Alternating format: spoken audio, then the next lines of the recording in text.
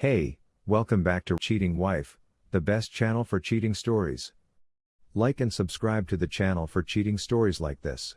I, 26 male, thinks my wife, 25 female, is or was cheating on me with her cousin. Okay, this is going to be a lengthy one, so bear with me. This occurred approximately 2 weeks ago, and I've gone from entirely trusting her to profoundly questioning her. My wife and I met when I was 19 years old and fell in love fast. She has a 4-month-old kid from a prior relationship, but the father hasn't been involved since I've known her. I've wanted to be a parent since I was a child, but I have a genetic disease that I don't want to pass on, so adoption seemed ideal for me. Anyway, since then, we've been just like any other family. Last year, we married. She was never very close to her family, but she did have a set of cousins with whom she was always friendly, and I had a lot of pleasure getting to know them. They seemed to be nice people.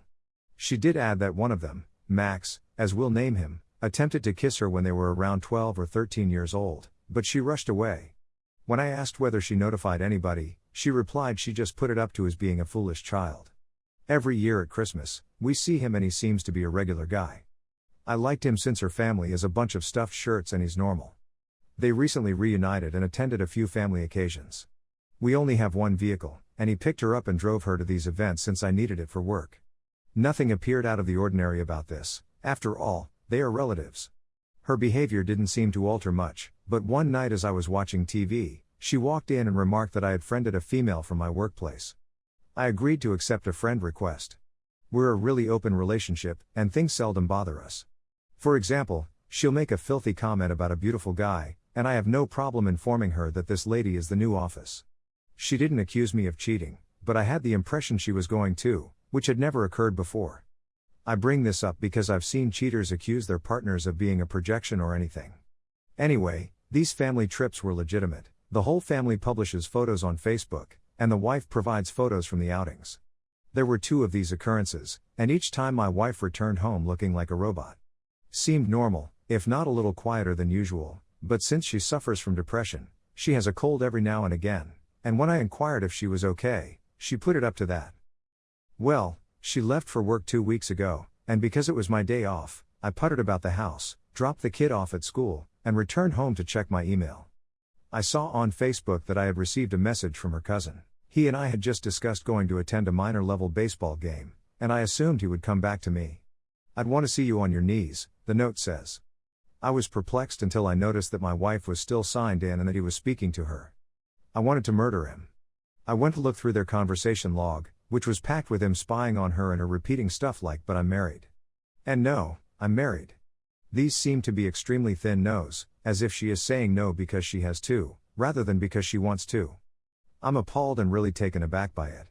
But, because none of them have mentioned anything occurring yet, and she is refusing him, although gently, I can't claim she's cheating. When she returns home and our kid is put to bed, I approach her about the issue, and she immediately bursts into an hysteria. Using phrases such as "I didn't do anything," and "I had no idea how to tell you." I was simply praying he would quit. She and I both had childhood abuse from family acquaintances, and we both went through years of treatment for it. As a result, we have extremely strong communication skills when it comes to comfort and limits, as well as how to express ourselves about unwelcome approaches. I love her, and I wanted to believe her that he was simply being a monster, but the fact that she didn't inform me and behaved normally led me to assume something else was going on. I told her I believed her and asked if I could contact him to tell him to back off and how disgusted I am that they are cousins, or if she would rather tell him herself and handle it herself. She first said that she would inform him that she knew and that he should not contact her, but her resolve frayed as she was convinced that this would just end. I was outraged about it but didn't say anything, instead telling her that knowing she wouldn't, I was going to give him a piece of my mind. This is my wife. If she is harassed, I will stop it. If she is not tormented, she is cheating on me, so I messaged him. He saw it but did not respond.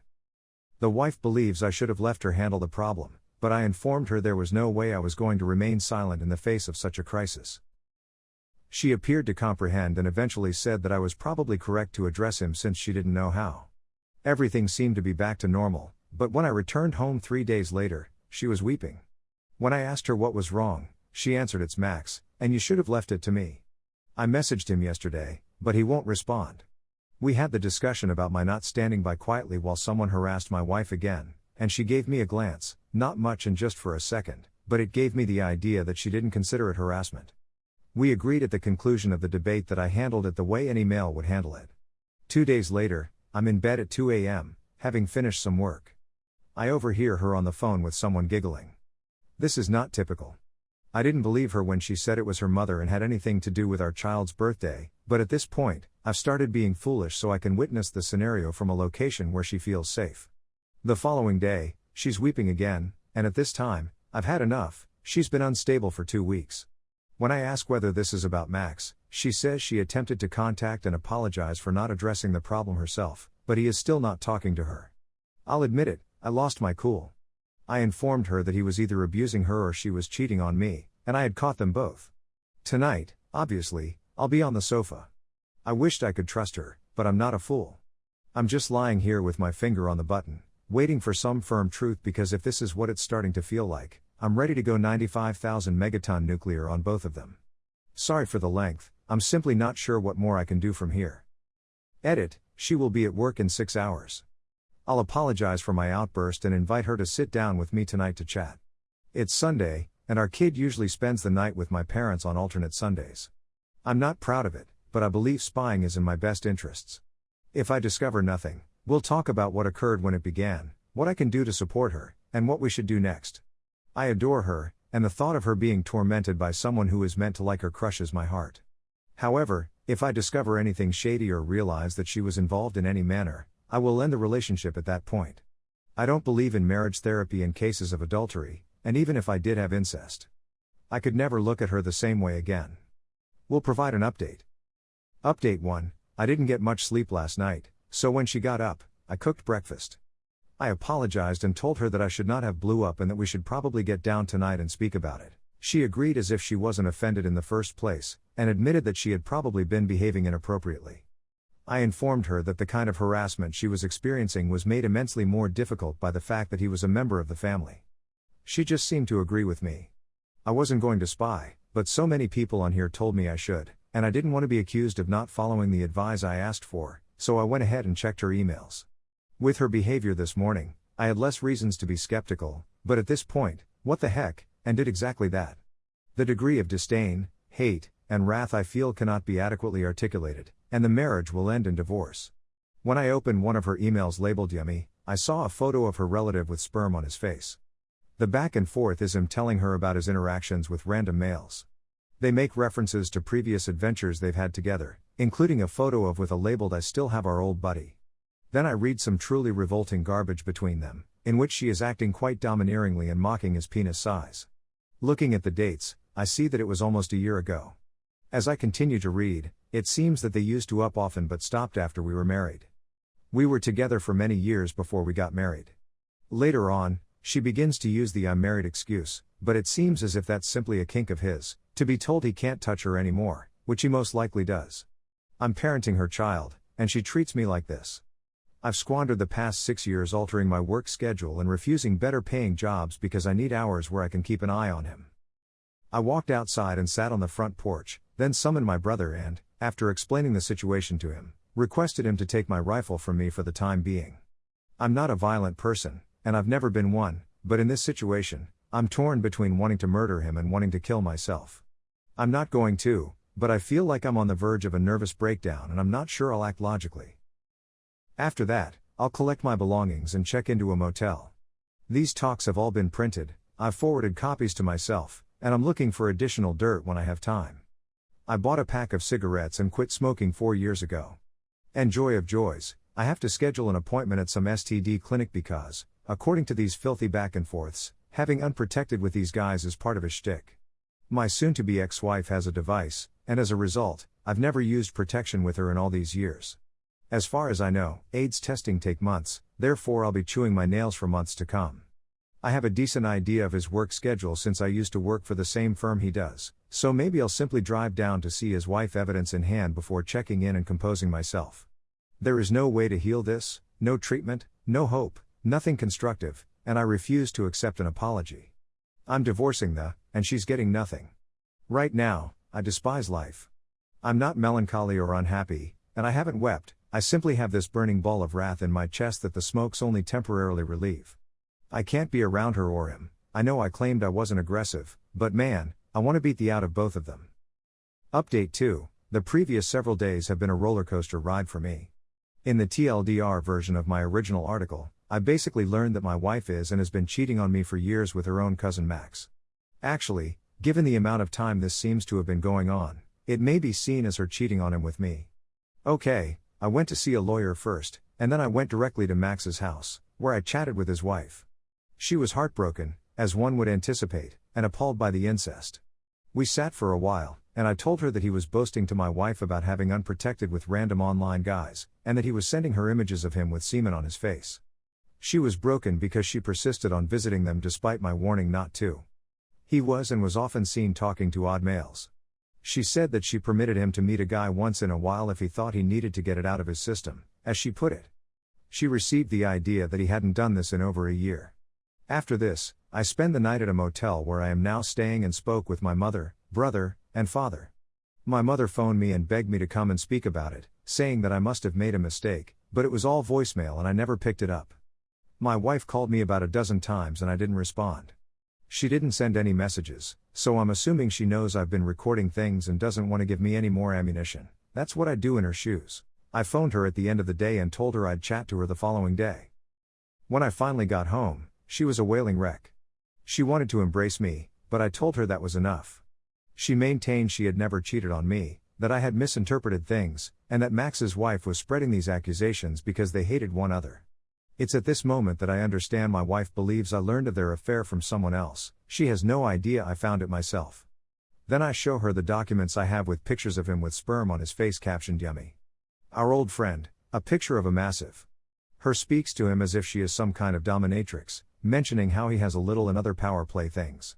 At times, she told him to give him pictures of himself once these guys were done with him.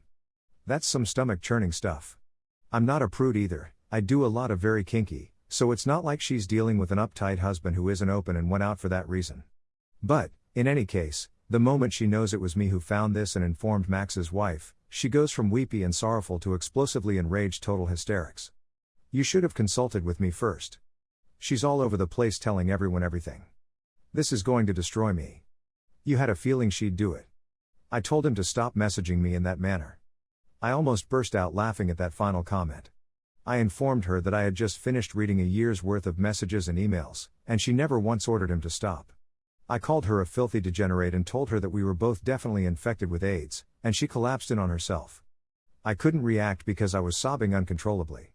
Even so, I informed her that we were divorcing. I immediately contacted her father and asked him to come over to my place since she shouldn't be alone in that condition. When I arrived to my hotel room, I saw Max's wife had texted me. She had done extensive research on her own and discovered comments about experiences they had in 2010 on MySpace. She informed me early in our relationship that he attempted to kiss her when she was 13. But they were really at 16 or 15 or around a period when MySpace was still commonly used. I'll be honest, seeing that all that time ago was what eventually shattered me. I'm not one for emotional outbursts, but I burst out bawling in front of his wife. She, too, wept. After that, I brought her to the lawyer I'm seeing, and one of his partners is now managing her divorce. Throughout all of this, Max has been panicked and sobbing, trying to figure out where his wife is attempting to speak to me, still hoping that this is all a great mistake despite all of the evidence. It turns out that Max and his ex-wife live in a house owned by Max's parents, who have come down hard on their son, telling him he can no longer stay there and apologizing to their dill and saying she's welcome to stay with their grandchild in that house for as long as she wants, effectively disowning him. Max's father even convinced himself that Max was assaulting my wife as a youngster, which is why she is acting the way she is now. Max is on the run because his grandfather wants him dead, and she is his favorite niece, essentially a second daughter.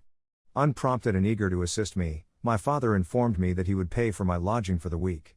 Today, I informed my employer, no holds barred, precisely what had occurred and that I would be taking 2 weeks off to straighten my life out. He commented on how shady his divorce was and told me to take whatever time I needed bottle fed and that he'd just tell everyone on the floor, I've got a sick parent or whatever, which was kind of him, lying down in my hotel room now missing a stepson I'll probably never see again. I raised him for 6 years, changing his diapers, bottle feeding him at 3 a.m., and taking time off work when he was ill. After a horrific fall that shattered his arm, I waited on him hand and foot so his mother could sleep since she had to work in the morning. The rest of the world might burn to ash and I wouldn't blink or care, but the prospect of never seeing him again rips at me like nothing else. I need counseling. It's going to take a lot of talking to get over this. I'm not suicidal, so there's no need to be concerned. I'm an atheist, thus this is my only life, and if I terminate it, that's the end of it, haha. I'll be speaking with my lawyer later, and I'll be meeting with Max's so again since there's obviously more I don't know. I have a doctor's visit tomorrow, followed by 6 months of waiting for findings. Thank you for your help, everyone. Edit. My stepson is not the result of incest. He and his biological father look identical, and he was required to undergo a paternity test in order to establish child support. When it was determined that he was the father, he disappeared and has only been heard from once in the previous 4 years.